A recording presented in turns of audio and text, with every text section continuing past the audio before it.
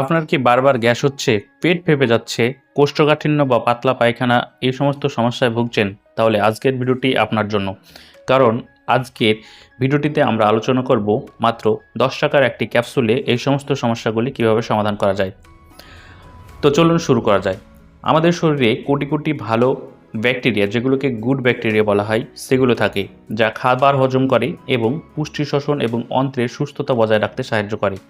কিন্তু এই ব্যাকটেরিয়াগুলি অনেক সময় অ্যান্টিবায়োটিক খাওয়া এবং অস্বাস্থ্যকর খাবার খাওয়ার কারণে তাদের ভারসাম্য নষ্ট করে, যার ফলে পেটে গ্যাস হয়, পেট ফেঁপে যায় এবং পাতলা পায়খানা ও কোষ্ঠকাঠিন্যের মতো সমস্যা দেখা দিতে পারে।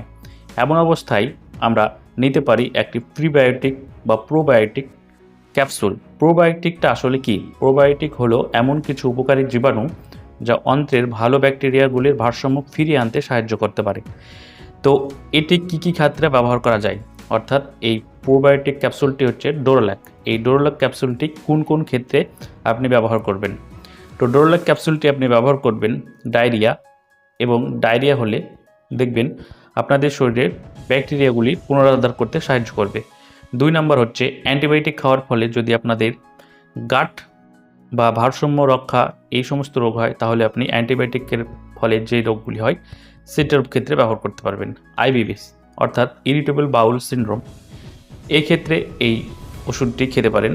এবং কিছু কিছু ক্ষেত্রের রোগীর গ্যাস, পেটে ফাঁপা, অস্বস্তি কমাতেও সাহায্য করতে পারে। তবে মনে রাখবেন, সব ধরনের গ্যাস বা পেটের সমস্যার জন্য প্রিবায়োটিক কিন্তু কাজ নাও করতে পারে। ঠিক আছে?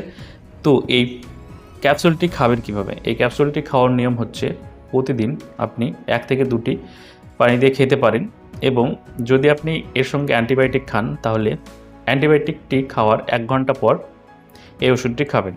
এই কিছু পার্শ্ব প্রতিক্রিয়া দেখা দিতে পারে, যেমন আপনার হালকা গ্যাস বা পেট ফাঁপা অনুভূতি হতে পারে।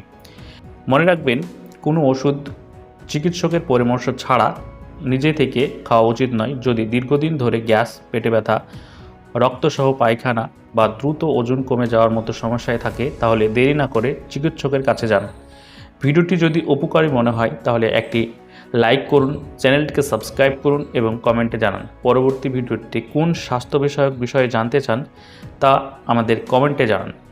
এই ভিডিওটি শুধুমাত্র শিক্ষার বা এডুকেশনাল পারপাসে বানানো হয়েছে, কোনো রকম সেলফ মেডিকেশন করবেন না। ধন্যবাদ।